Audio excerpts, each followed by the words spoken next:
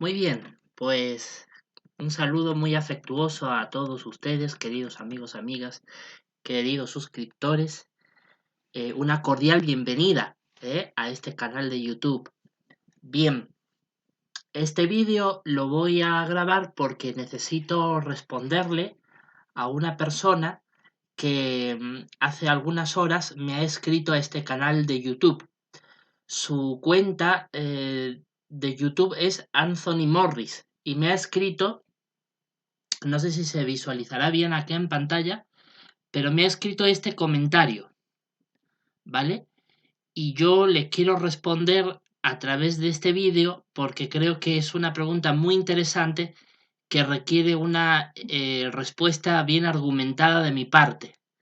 Por eso es que se los enseño a todos ustedes y luego ahora voy a pasar a argumentar la respuesta a la pregunta que esta persona me hace.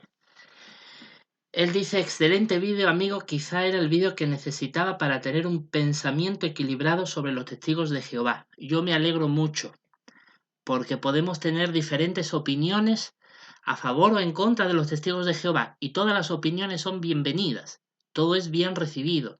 Siempre y cuando se haga con respeto, todo es bienvenido. Hay que ser moderado, hay que mantener la educación, guardar las formas, porque para eso somos adultos, para eso somos personas que tenemos que demostrar los valores que tenemos. No es que yo sea un ejemplo de ello, a veces yo también me equivoco, a veces yo también pierdo las formas cuando algo realmente me fastidia mucho, ¿no? O me incomoda, pero igual siempre hay que mantener un punto de vista equilibrado.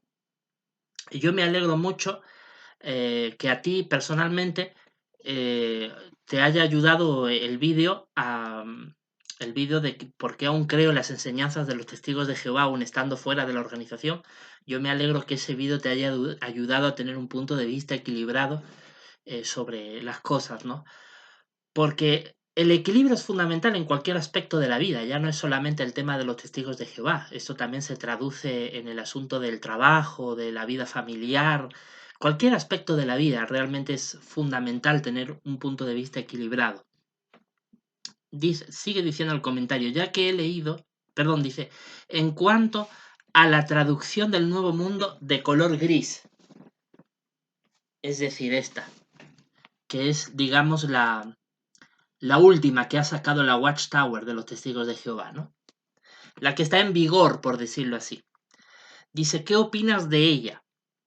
Ya que he leído que es una muy mala traducción y estoy pensando guardarla y comprar una Reina Valera de 1960. ¿Tú qué opinas? ¿Valdrá la pena el cambio o mejor sigo usando la que ya tengo, que es la Biblia gris? Pues muy buena tu pregunta, la verdad que me ha gustado mucho. Y bueno, yo no soy de hacer un vídeo para responder comentarios, a menos que considere que realmente tengo que exponer varios argumentos para también dar al conocimiento de los demás lo que pienso sobre un determinado comentario. Creo que el tuyo está en esa línea. Bueno, respecto a esta Biblia y su antecesora, esta es la versión en español de 2019 y versión en inglés de 2013. Y esta, al menos hasta donde tengo entendido, es la versión de 1987, que es la antecesora de esta. Antes de esta, era una Biblia de tapa verde, que yo también la tengo, pero la verdad no la he podido encontrar porque la tengo en la biblioteca de mi casa y es una biblioteca muy extensa y no la he podido encontrar, pero sí tengo también esa Biblia de tapa verde que era anterior a esta. Estamos hablando de una versión, si mal no recuerdo, de los años 50, años 60. Esa versión de tapa verde me llamó mucho la atención porque hubo un cambio con respecto a esta. Un cambio en el que en la de tapa verde se decía en el año que el principio de la creación fue el año 50.000 antes de Cristo, algo así decía. Y ya esta lo corrigió y puso en el principio. Que no les miento, que eso está aquí en esta versión de la Biblia. Y ese cambio a mí me llamó mucho la atención. Claro que la de tapa verde, la de los años 60, se guiaba mucho por los puntos de vista de Frederick Franz, que habló de los 7000 años de existencia humana y que ello terminaba en 1975, fecha posible para el Armagedón, etcétera, etcétera. Acá está lo que les digo, mire, de la tapa negra, que ahí está el cambio, ¿eh? Y acá dice en el principio, en el principio, hasta el año, bueno, 1557, ¿no? Según la cronología que usan los testigos de Jehová. Pero antes no decía, eso lo dice esta de tapa negra en el principio, versión de 1987, 1988, pero la de tapa verde decía en el año 49.000 o 47.000 o 50.000, algo así, no recuerdo bien.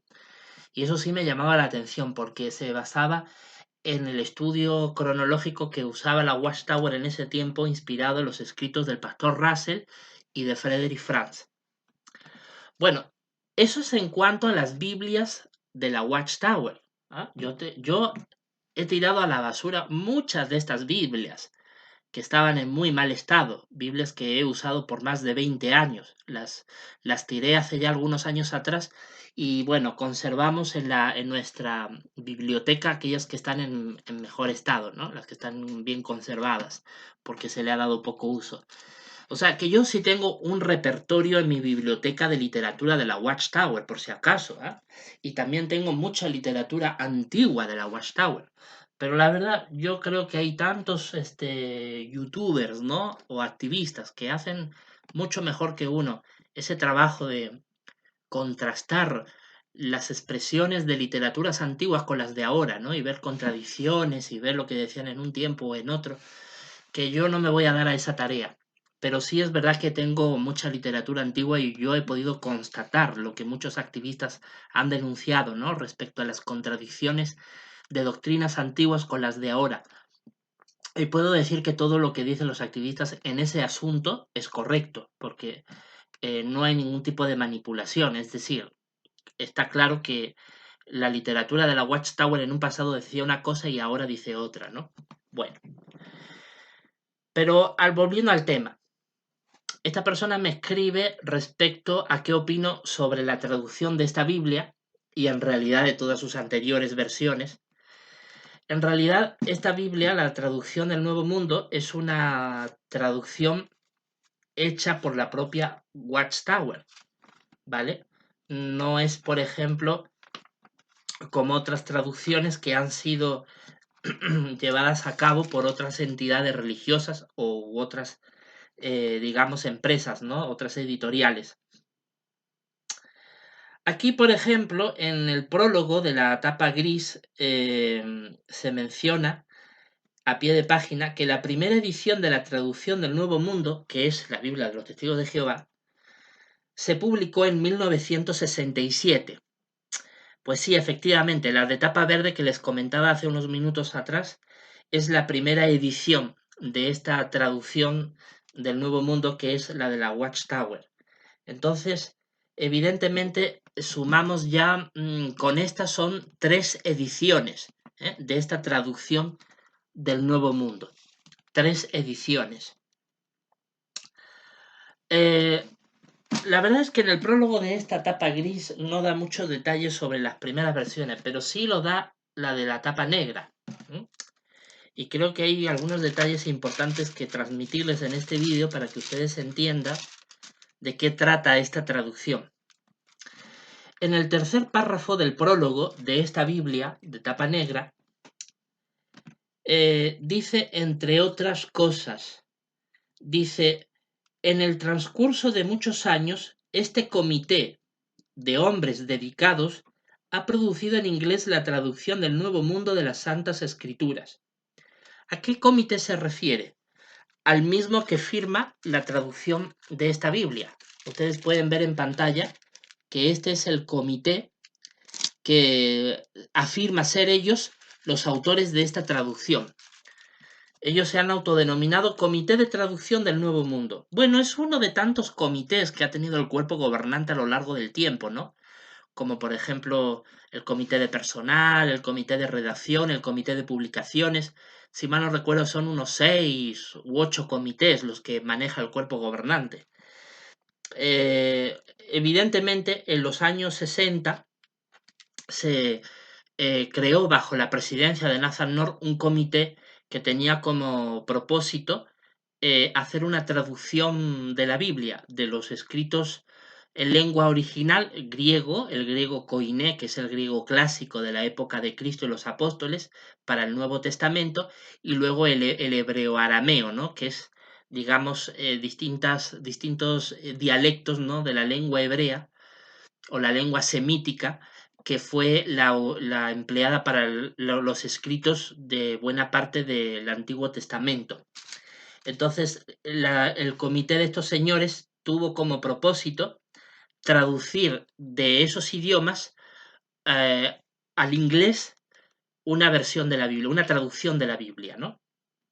Por supuesto, traduciendo los 66 libros que las iglesias protestantes consideran como inspirados por Dios, ¿no? Porque evidentemente la Iglesia Católica ha abarcado algunos libros más, y que, si mal no recuerdo, como 6 libros más, hasta 72, si mal no recuerdo, es el cómputo total de libros que incluye la Iglesia Católica, pero las iglesias protestantes han reducido, ¿no? Bueno, en realidad los testigos de Jehová es una rama del protestantismo, ¿no? De hecho, buena parte de la estructura teológica de los testigos de Jehová se fundamenta en las ideologías religiosas de los protestantes, de la cual, por supuesto, yo también comparto, ¿no? Bueno, al punto. El punto está en que este comité, cuando traduce esto, y bueno, todo esto lo tengo que contar para poder justificar qué pienso yo de esta traducción, ¿no? O sea, todo eso lo tengo yo que explicar.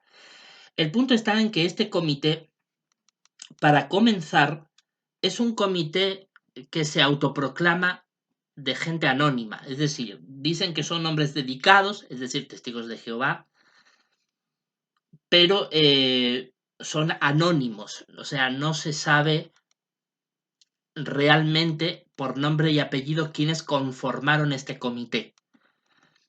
Pero muchas voces de peso a lo largo de ciertas décadas afirmaron con pruebas sostenidas que uno de estos miembros de este comité fue Frederick Franz, que se autoproclamaba un erudito en la lengua griega, ¿no? En lengua incluso hebrea, que era un docto de lenguas antiguas.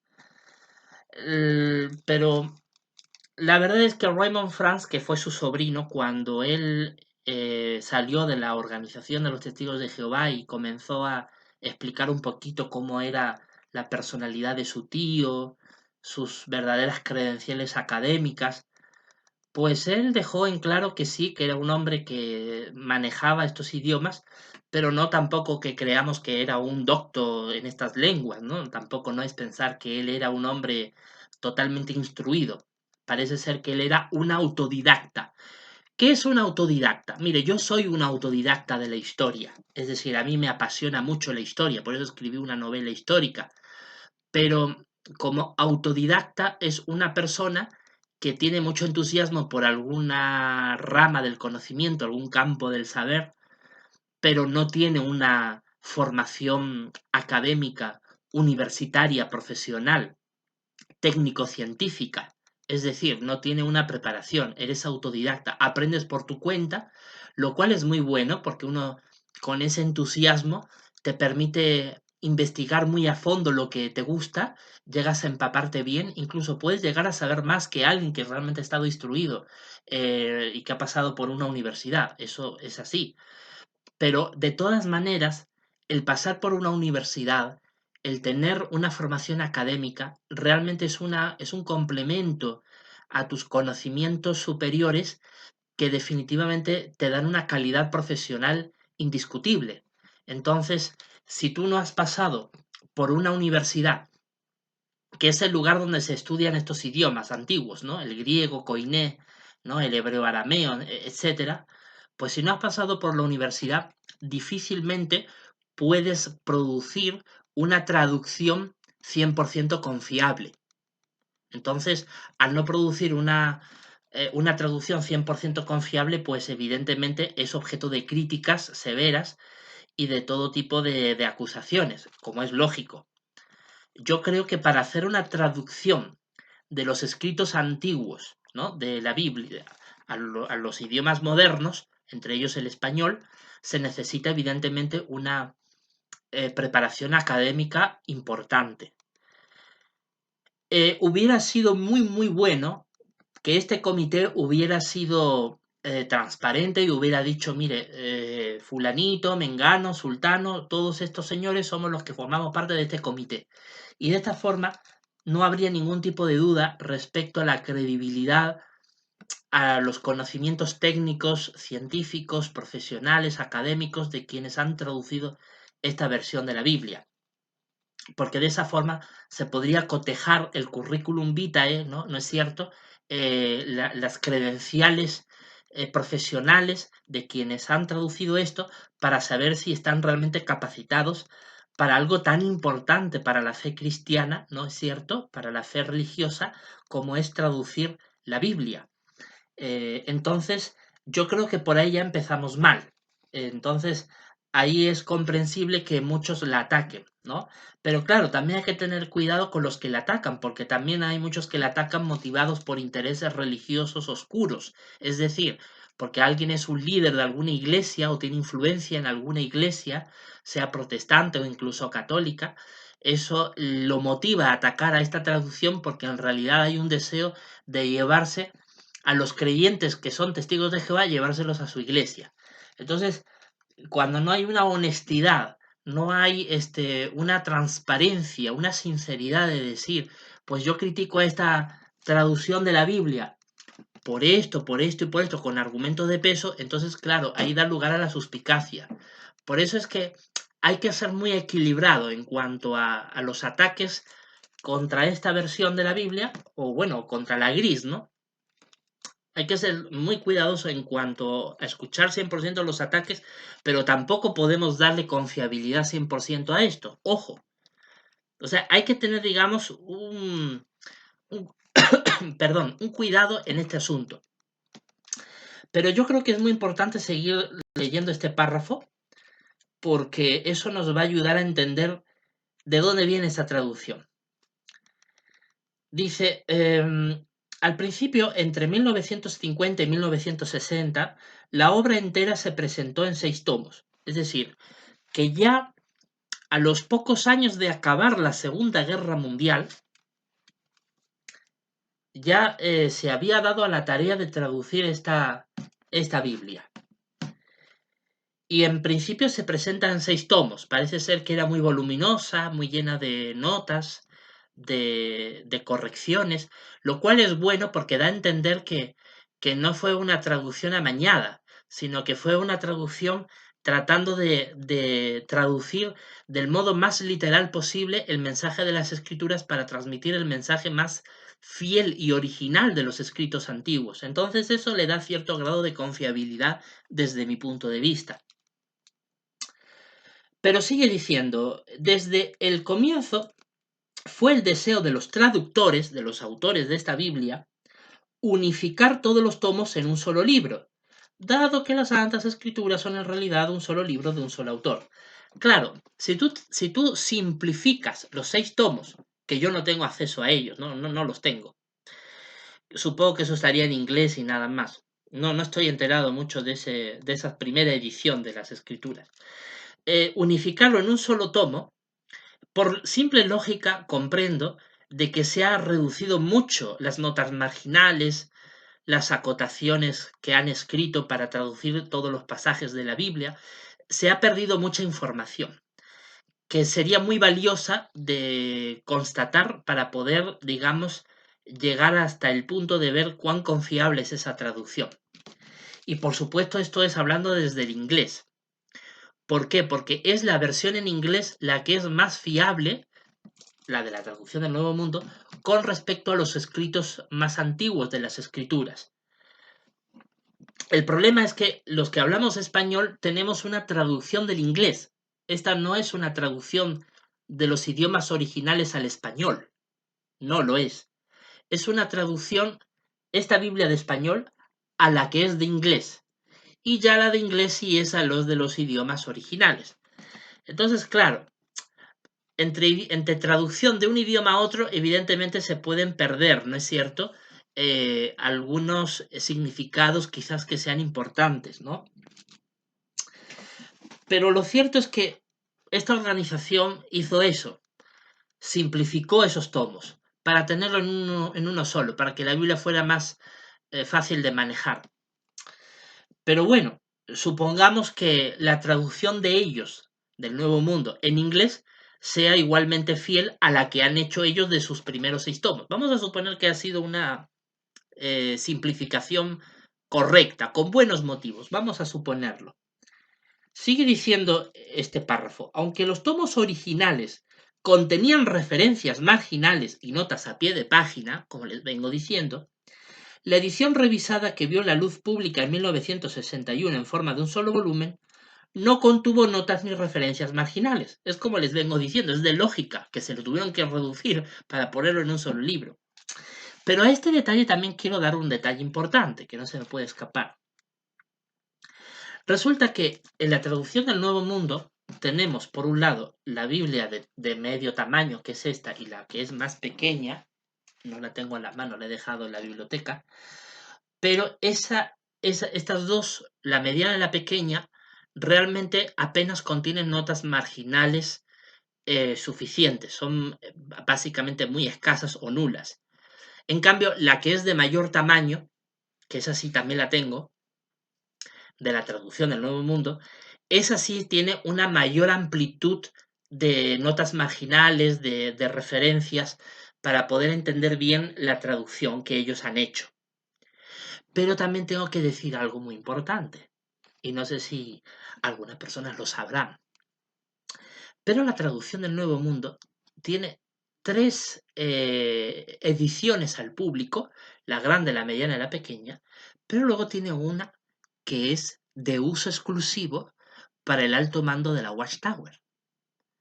Hay una traducción del Nuevo Mundo que creo que se le llama en siglas la RB8, si mal no recuerdo, y esa también es igualmente de tomo grande, pero digamos está dividida en varios tomos. Yo he podido tener acceso a ella en Betel cuando he ido de vez en cuando a visitar la sucursal de Betel.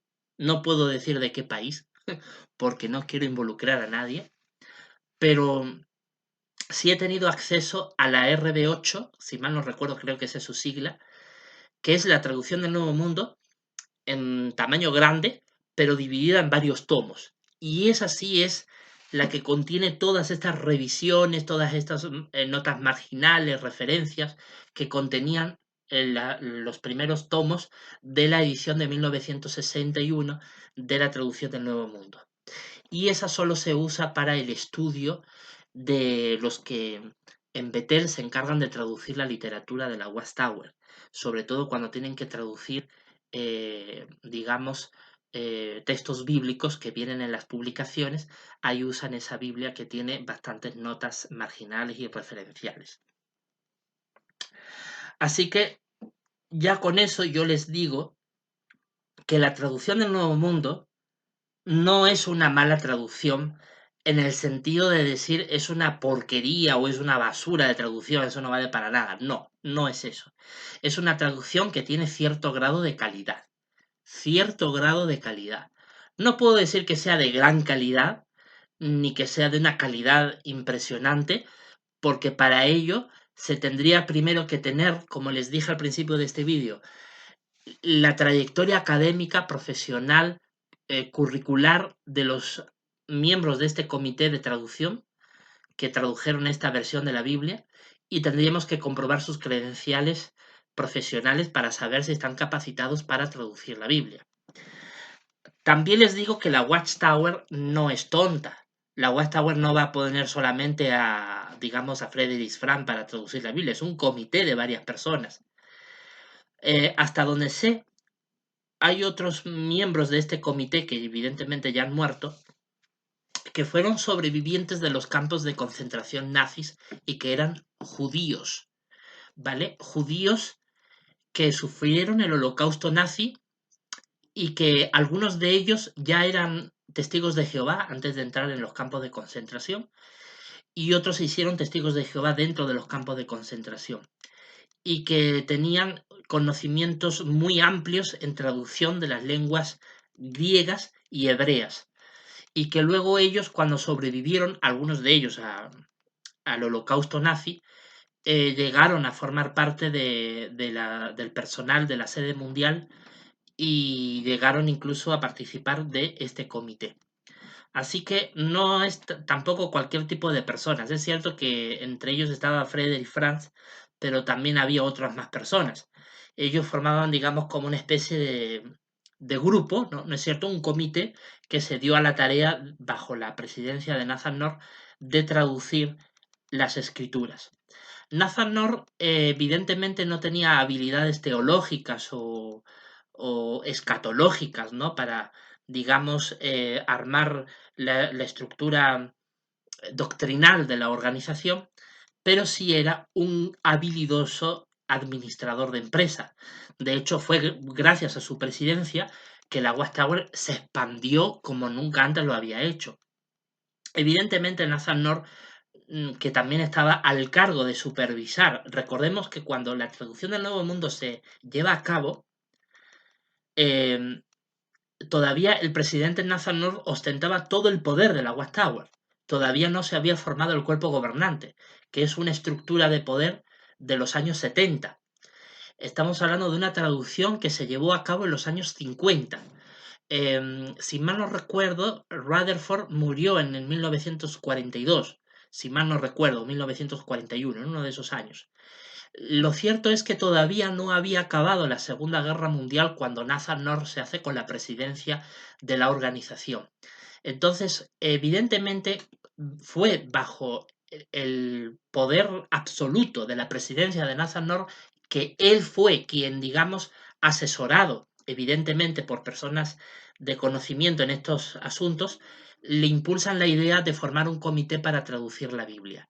Entonces, Nathan North no era una persona ignorante, ni muchísimo menos, era un gran administrador de empresas, un hombre que sabía gestionar muy bien una empresa de la envergadura como era la Watchtower, que ya para ese tiempo traducía publicaciones bíblicas en muchos idiomas. Entonces no estamos hablando de cualquier persona, estamos hablando de una persona que sabe gestionar una empresa, que sabe administrarla, que de hecho llevó a la Watchtower a expandir su capacidad de imprenta, ¿no? Entonces hablamos de una persona muy habilidosa, con grandes conocimientos de administración, de gestión. Y evidentemente no me cabe la menor duda de que él, en esa gran capacidad, tuvo que elegir a personas indicadas, idóneas, para formar parte de este comité. Es verdad que Frederick Franz era una persona muy influyente en la cúpula de la Watchtower, que era una persona que como autodidacta, como entusiasta, que le gustaba estudiar, ¿no? Los idiomas originales, etcétera, pues él evidentemente estaba muy deseoso de formar parte de este proyecto. Pero insisto, no era el único que participó de este comité, había otros muchos más, ¿no? Y yo estoy seguro de que Nathan North eligió a los más idóneos para formar una traducción que fuera lo más creíble posible, porque no le iba a interesar a la Watchtower producir una traducción que fuera un desastre, porque eso con el tiempo se iba a poder saber y al final eso iba a ir en contra de los intereses de la Watchtower. Así que yo no creo de ninguna manera que esta sea una traducción mediocre. Creo que es una buena traducción, pero evidentemente no es la mejor.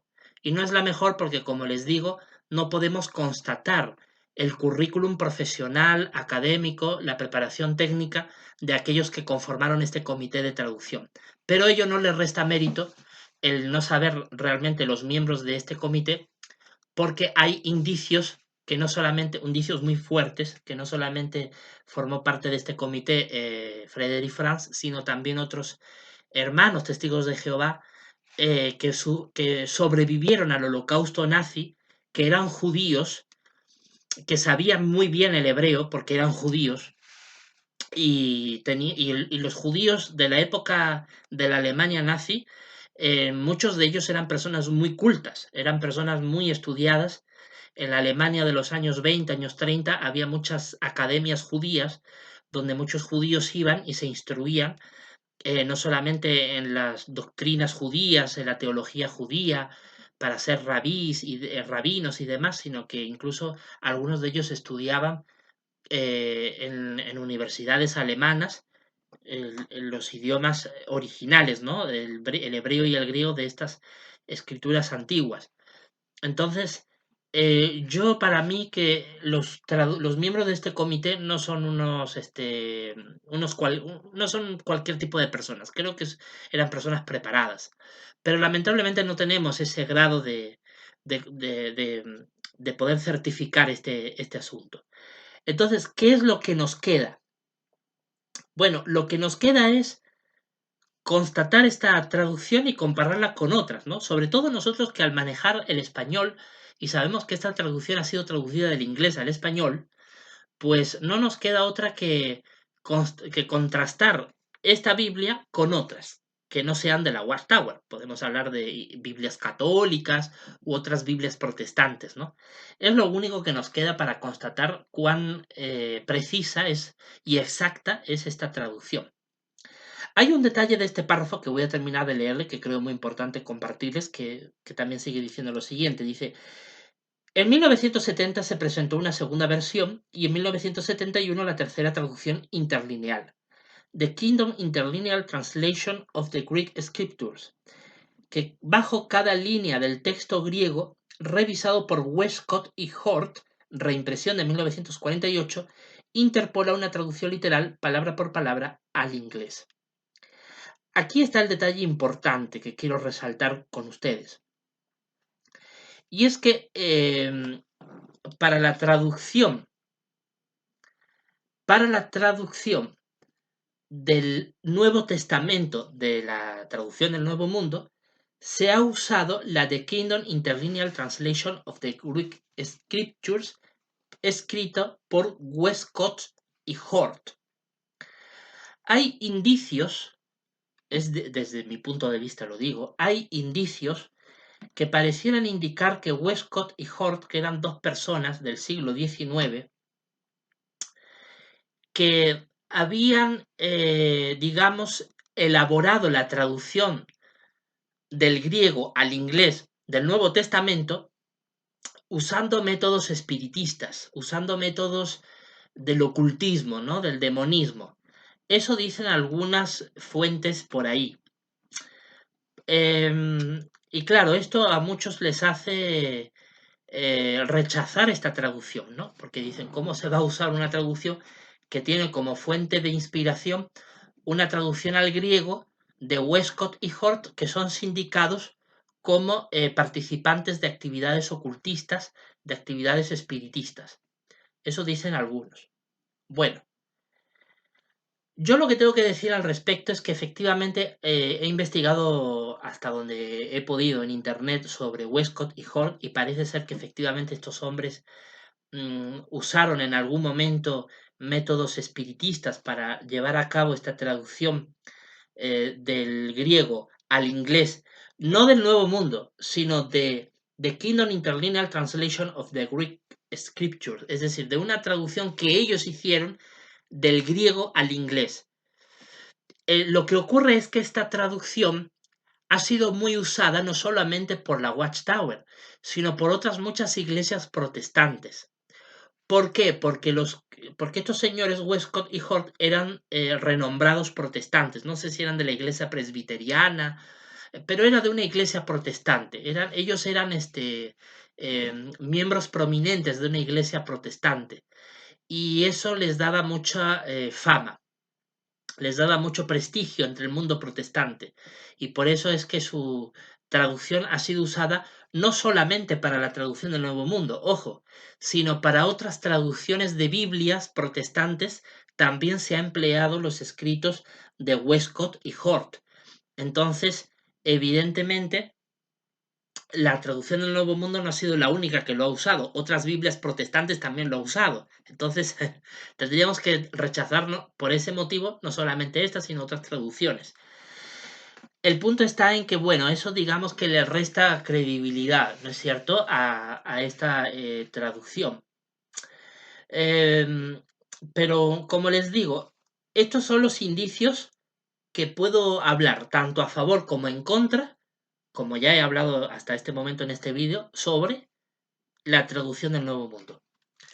Ya, si ustedes han escuchado con imparcialidad lo que he dicho en estos 35 minutos de vídeo que llevo, he sido bien claro. Como repito, hasta ahora he presentado argumentos a favor y en contra sobre la credibilidad de esta traducción. ¿Qué ocurre? Que la traducción, la versión en la tapa gris, es una continuación de esta. Y esta es una continuación de la de tapa verde, en realidad. ¿Qué es lo que ocurre? Bueno, pues como en cualquier edición de cualquier libro, no solamente de la Biblia, cuando hablamos de nuevas reimpresiones, de nuevas ediciones de un mismo libro, hablamos de que evidentemente cambian expresiones del texto original, están cambiadas con otro, digamos, otra forma de expresar las mismas ideas. Entonces, en esta Biblia, evidentemente yo la he comparado con la de tapa negra, y hay muchas expresiones que se cambian, muchas expresiones se cambian en muchos textos bíblicos. Pero desde mi punto de vista sigue diciendo más o menos lo mismo, o sea, no hay un cambio sustancial en el mensaje. Pero aunque hay ese tipo de cambios de palabra, de expresiones, no olvidemos una cosa, que sea que hablemos de esta, o sea que hablemos de esta, o incluso de la de tapa verde, seguimos hablando de la misma traducción bíblica, seguimos hablando de la del Nuevo Mundo, que es la que usan los testigos de Jehová o la Watchtower. Como no tiene una credibilidad 100% innegable ni incuestionable, aunque tampoco no podemos decir que es una Biblia mediocre, yo creo que su credibilidad queda a criterio de cada persona. Es mi opinión, por todo lo que ya les he argumentado. No obstante, yo creo que está en nuestra responsabilidad individual comparar esta Biblia con otras traducciones bíblicas de otras iglesias y ya sacar cada uno sus propias conclusiones. A mí me ha escrito este canal mucha gente a lo largo de mucho tiempo diciéndome que la traducción de esta Biblia no vale, que si la comparamos con otras traducciones cambia enormemente la forma de expresarse, y es verdad, no es mentira. O sea, hay una gran diferencia entre la forma en que el texto bíblico de la traducción del Nuevo Mundo expresa las ideas bíblicas a como la hacen otras traducciones. De hecho, que cambia bastante. Pero bueno, sigue hablando de lo mismo. Quiero decir, en cualquier Biblia, incluida la de los testigos, te va a hablar de Adán y Eva, de Noé, de Jesús. O sea, el mensaje es el mismo. Pero algunos dicen, no, pero si cambia su significado, puede cambiar la doctrina. Pausa. No vayamos tan rápido. ¿Ustedes creen que yo solamente tengo la Biblia de los testigos de Jehová? Pues no es así, señores. Mire que tengo acá. Tengo la Biblia de Jerusalén. Pero esta Biblia de Jerusalén, ¿saben ustedes de qué año es? Y está en español, ¿ah? Ojo. Esta Biblia no está en inglés ni nada, está en español. Mire, esta Biblia es del año 1975. Acá lo voy a probar, como dice acá. ¿Ahí lo ven? 1975. Noviembre de 1975 es esta Biblia. ¿Eh? Entonces, esta Biblia, que es más antigua que los años de vida que tengo, de hecho, esta Biblia se imprime en Bilbao, una ciudad al norte de España, el 15 de noviembre de 1975, apenas 5 días antes de que muriera Franco, el que gobernaba en España en ese tiempo. O sea, hablamos de una Biblia que tiene ya, pues, ¿cuánto? 25, casi 50 años. Tiene 48 años esta Biblia. O sea, esta Biblia, digamos que tiene unos 25 años, es unos 25 años más joven que la versión más antigua de esta. O sea, quiere decir que esta Biblia no ha podido de ninguna manera tener una influencia con esa traducción. Primero porque esta es una versión católica.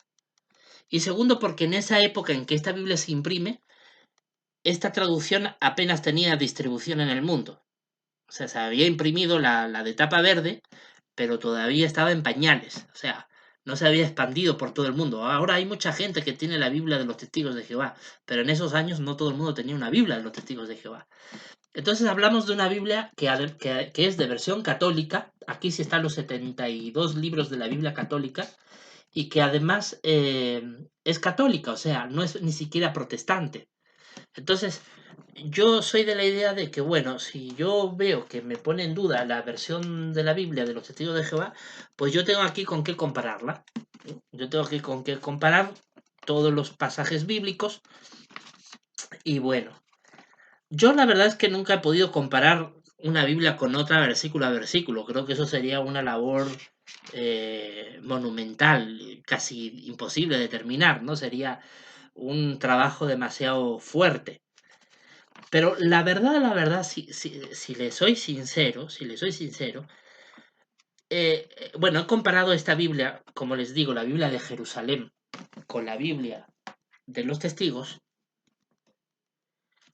no con la de tapa gris, sino con esta, que es la que he usado toda mi vida, porque la de tapa gris es relativamente nueva.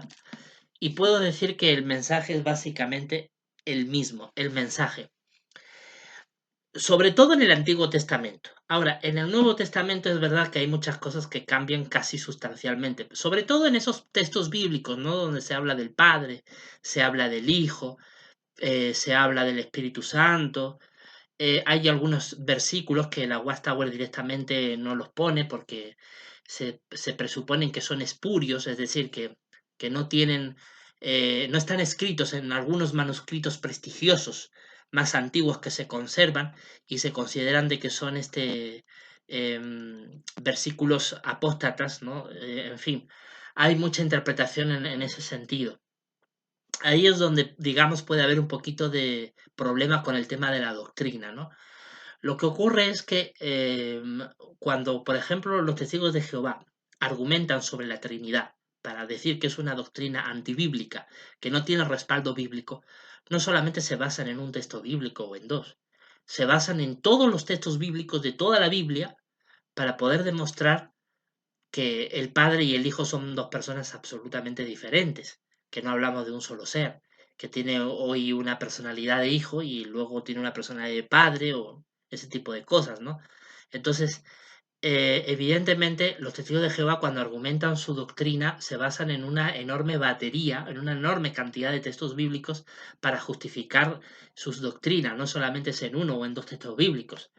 Entonces, yo creo que en ese sentido le da mucho respaldo a las doctrinas bíblicas que los testigos de Jehová enseñan, porque no se trata de, digamos, de un punto de vista por un texto rebuscado.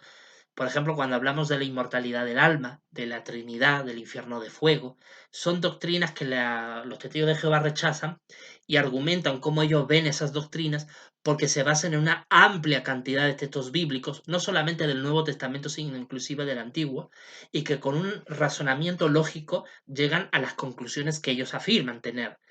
Entonces eso los hace muy creíbles para mí, desde mi punto de vista. Pero entiendo que no todo el mundo pues lo va a ver igual. Pero de todas maneras, pues bueno, yo creo que queda a criterio de cada uno, sinceramente, usar o la Biblia de los Testigos de Jehová o bien usar la Biblia católica o cualquier otra Biblia, ¿no? Por ejemplo, en Latinoamérica es muy común las Biblias protestantes, ¿no? Por ejemplo, la Biblia latinoamericana, eh, no sé, hay tantas versiones, yo ahora mismo no recuerdo nombres de ellas, pero sé que hay muchas versiones de la Biblia, ¿no?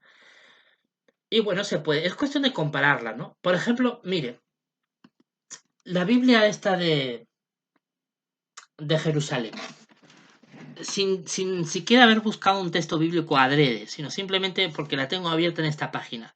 Nada más que en esta página yo veo muchas veces escrito el nombre de Dios, pero no pone Jehová, pone Yahvé.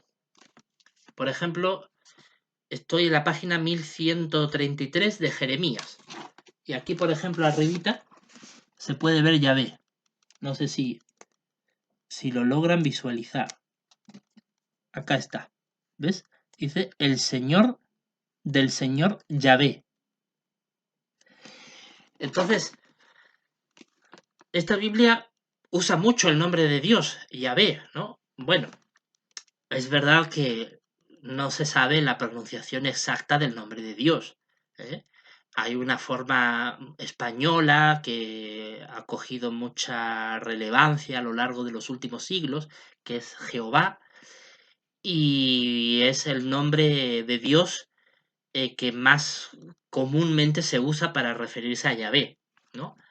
Hay algunos que no les gusta usar el nombre de Jehová, que dicen que no es una pronunciación exacta y prefieren Yahvé. Yo pienso que todo es respetable.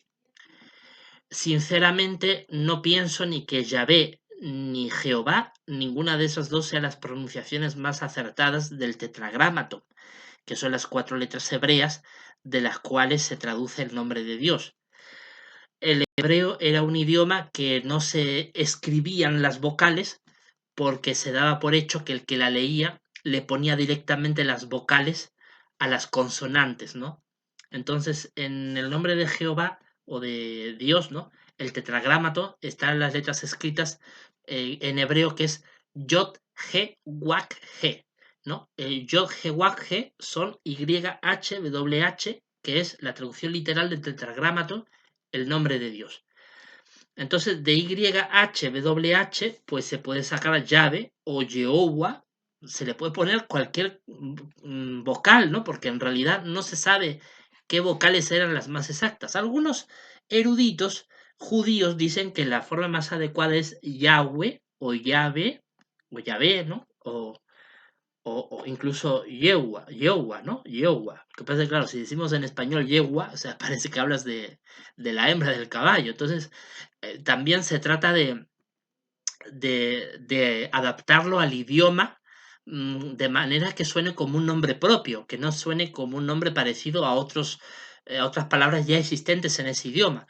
Entonces, no es fácil traducir un nombre que realmente no se le aplicaban vocales y que no es fácil, ¿no? de determinar.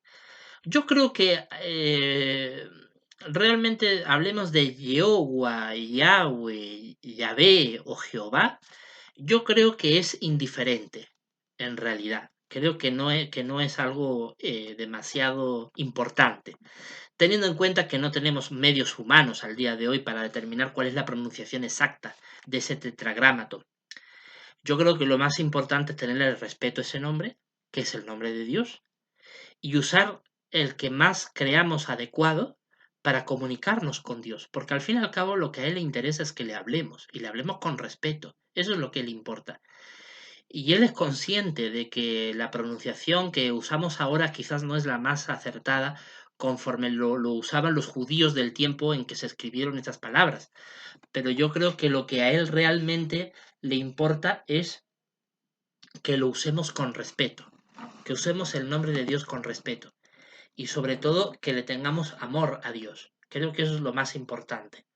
Así que respecto al nombre de Dios, ya incluso algunos suscriptores me habían escrito en este asunto. ¿Qué opina de la traducción del nombre de Dios? Yo pienso que es indiferente usar Jehová, Yahvé, Yahvé, Jehová, es indiferente. Siempre que lo uses con respeto, siempre que lo uses con mucho respeto y sobre todo que ames a esa persona que ostenta ese nombre, que es el Dios Todopoderoso, ¿no? Porque de qué me vale yo usar una pronunciación muy cool sobre el nombre de Dios si luego no creo en él, soy ateo o hasta hablo porquería y media sobre Dios, porque hay gente que habla cosas abominables de Dios, que lo tildan de lo peor, ¿no? En vez de tratar de entender, de comprender, ya incluso se ponen a juzgar a Dios. Yo estoy en contra totalmente de ese tipo de comportamientos que algunas personas tienen. Entonces yo creo que es muy importante el respeto a Dios, amar a Dios, como dice el mandamiento de la ley de Moisés, es el principal. Amarás a Dios sobre todas las cosas. Es el más grande mandamiento de la ley de Dios. Amar a Dios sobre todas las cosas.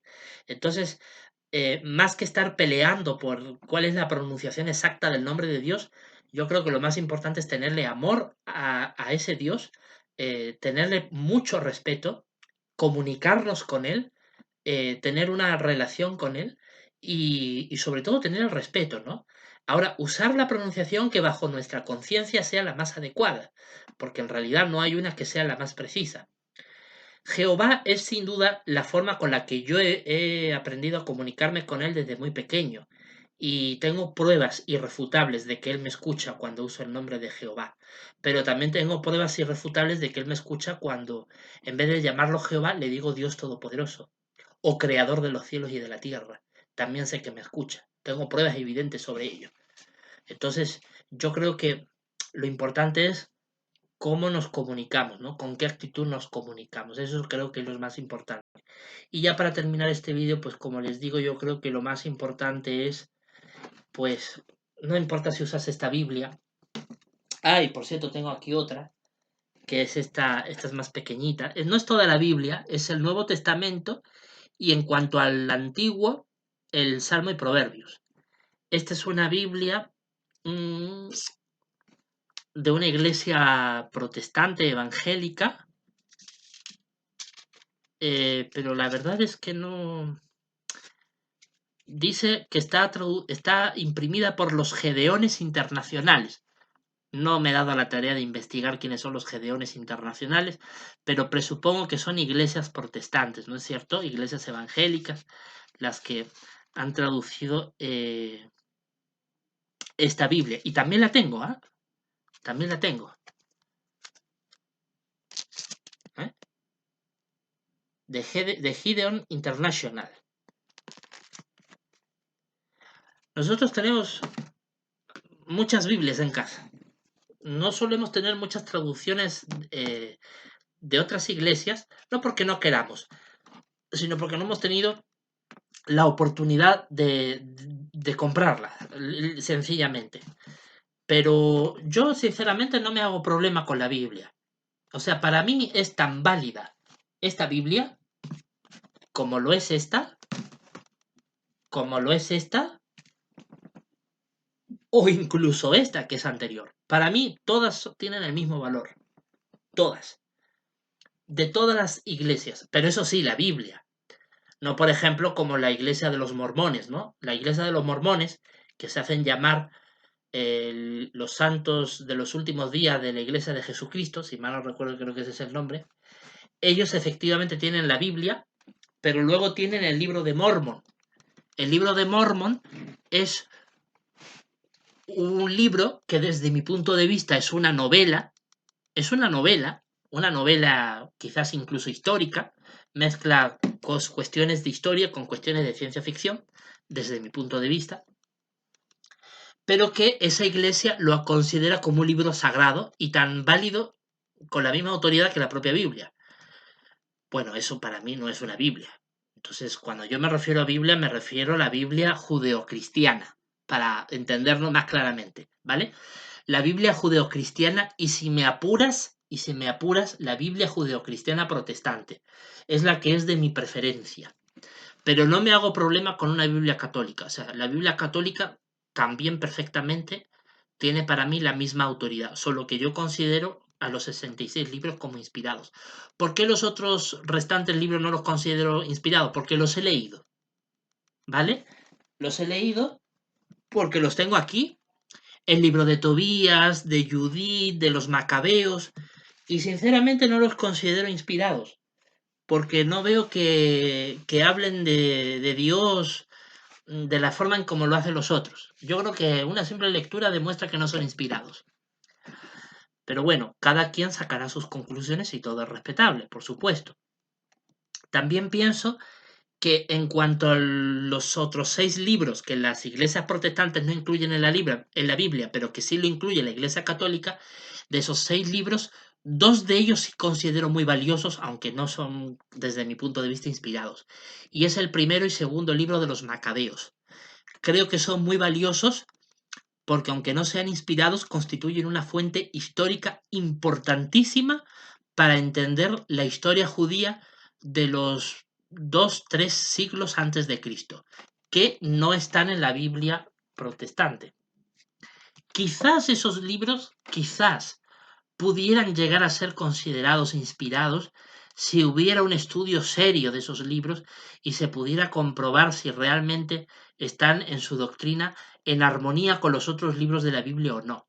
Porque efectivamente los libros de los Macabeos nos hablan de hechos históricos de los primeros 2 o 3 siglos antes de Cristo que no están en la Biblia protestante, porque en la Biblia protestante solo se llega desde Génesis hasta Malaquías, ¿no? Y Malaquías fue un profeta que vivió en el siglo V antes de Cristo. Entonces tenemos como unos 400 años más o menos antes de Cristo que no hay inspiración divina. Y eso a mí siempre me llamó mucho la suspicacia, porque yo digo, ¿cómo es posible que Dios en 400 años no se comunicara con su pueblo, ¿no? Y no hubiera ningún tipo de inspiración. Y quizás el libro de los Macabeos pudiera ser inspirado. Yo el libro de los Macabeos le doy un margen de duda. Los otros creo que no, pero el de los Macabeos sí. Pudiera ser. No lo afirmo categóricamente, pero le doy el beneficio de la duda. Quizás por eso la Iglesia Católica lo incluye, ¿no? Pero bueno, realmente, más allá del provecho histórico, evidentemente para la fe cristiana, para la fe religiosa, nos interesan los libros que tienen el sello de la garantía divina de que son inspirados, ¿no? Y estos sí tienen todo el respaldo, ¿no? Y bueno, yo soy una persona que sinceramente amo la Biblia, la valoro muchísimo. Para mí esto es un libro muy, muy valioso para mí. Y lo digo con todo orgullo. Tengo 35 años de edad. Si hay algunos haters, algunos odiadores, no solo de los testigos de Jehová, sino incluso hay gente que odia a la religión cristiana, que habla y piensa cosas abominables del cristianismo. Yo estoy en las antípodas más lejanas que puedan existir de este tipo de personas. Porque para mí la Biblia es un libro extremadamente valioso. Es un libro que valoro muchísimo. Y me siento muy, muy apegado a ello. De hecho, yo he escrito una novela histórica que está publicada en mi canal de YouTube, Historia de Jabobo. Los primeros 5 tomos de esa novela sí son tomos que tienen una fuerte investigación en relatos antiguos, de historia antigua, aunque evidentemente también mezclan con algunos detalles que yo he inventado. Es una novela, ¿no? No es un libro de historia, es una novela.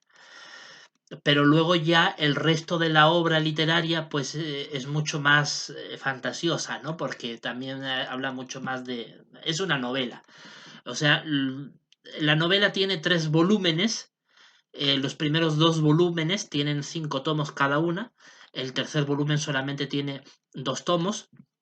Pero de estos 3 volúmenes de mi novela, solo el primer volumen es netamente histórico, ¿no? De historia antigua, que a mí realmente pues me gusta. Luego ya los otros son un poco más, es una mezcla de otras cosas, ¿no? Em, y aún así, yo jamás en mi vida se me ocurriría decir mi novela es un libro inspirado por Dios. Sí considero que tiene algunos relatos en su interior que, eh, desde mi punto de vista, son revelados por Dios. Pero son algunos cuantos pasajes y todos esos pertenecen al último tomo de la novela que aún no ha sido publicada en el canal. Creo que eso está programado que se publique recién para el año 2025. Pero como les digo, ni siquiera puedo decir que todo el último tomo de mi novela puede ser inspirado por Dios. No creo que sea inspirado por Dios, pero sí creo que algunas cosas que contienen han sido reveladas por Dios hacia mí, pero eso ya es una cuestión de mi creencia personal, de mi fe. No es algo que yo vaya diciendo Dios me usa para, digamos, hacer una revelación nueva ni nada de eso. Yo creo que si Dios a mí me ha revelado algunas cosas, serán para mí y para mi vida y para mis asuntos y nada más. Nada más. Y para mi conocimiento. Que luego hay algunas cosas que yo creo que puedo compartir con el público, pues sí lo hago y con todo el gusto, pero Dios si me reveló ciertas cosas es para mí, para mi provecho. Y jamás, jamás en la vida para igualarse o siquiera superar la escritura. Para mí la escritura, la Sagrada Escritura es inigualable. No puede haber ningún libro ni que tenga la misma autoridad que ella, ni menos aún más que ella. Eso sí yo considero a la Biblia, la palabra de Dios. Y vuelvo a insistir de nuevo. El libro que yo he escrito, Historia de Jabobo, es una novela. No está inspirada por Dios, es una novela. Desde mi punto de vista, no existe ningún libro inspirado por Dios que no sea esto, la Biblia. Y luego considero que en mi novela, en mi último tomo, hay algunas cosas que sí, que en el último tomo, que todavía no está publicado, tiene algunas cuestiones que creo que Dios me las reveló, que proceden de Dios, pero me las reveló para mí, es para mí. No creo que sea una inspiración divina para otros. Y no puedo tampoco decir que haya sido inspirado por Dios. Creo que eran pensamientos de Dios. Pero no creo que sea, digamos, inspirado por Dios. Yo creo que la inspiración divina es esto. Pero bueno, y creo que no es inspirado por Dios lo que yo haya podido escribir porque, bueno, yo creo que eso es una cuestión muy delicada. Realmente cuando uno dice, esto ha sido inspirado por Dios, pero inspirado por qué? A través del Espíritu Santo. Y Jesucristo dijo que todo el que hable contra el Espíritu Santo es un pecado imperdonable. Entonces hay que tener mucho cuidado, ¿ah? Con ese tema, sobre todo para los creyentes, ¿no? De hablar de inspiración divina. Como dice el apóstol Pablo, toda escritura es inspirada por Dios. Esta es la escritura inspirada por Dios. Así que, bueno, creo que ya todo el mundo sabe en este canal que yo soy una persona. Además que lo dice la Constitución. Si es que muchas personas entran a este canal, pero nunca leen la Constitución. Entonces se preguntan por qué esto, por qué el otro, pero ¿has leído la Constitución? Ahí dice claramente la ideología que maneja este canal y que yo expreso en los vídeos. Entonces, en la Constitución dice claramente que la Biblia es un libro religioso que tiene respeto en esta institución, que yo soy una persona religiosa, que soy una persona creyente. Así que considero que eso pues es así, ¿no? Bueno, pues ya creo que voy a terminar la explicación de este vídeo. Creo que he respondido a la pregunta. Creo que para mí no es ni mejor ni peor una Biblia que otra. Si quieres usar, amigo, amiga, la traducción del Nuevo Mundo o quieres usar la de la Reina Valera, estás en todo tu derecho. Creo desde mi punto de vista que cualquiera de ellas es válida, es buena, siempre y cuando ames a la Biblia, porque ¿de qué me sirve una traducción o usar otra si al final soy un ateo, no creo en la Biblia? Entonces, no sé, no creo que tengas ni siquiera autoridad para hablar, no creo en la Biblia, ¿no? Supongo que eres una persona creyente, quizás por eso me has preguntado, ¿no? Y veo que eres una persona que, por lo que me has escrito en el comentario, que realmente eh, tienes aprecio por la Biblia y creo que eso es muy positivo y eres más que bienvenido en este canal. Muy bien, pues muchas gracias queridos amigos, con esto ya me despido y nos vemos en el próximo vídeo.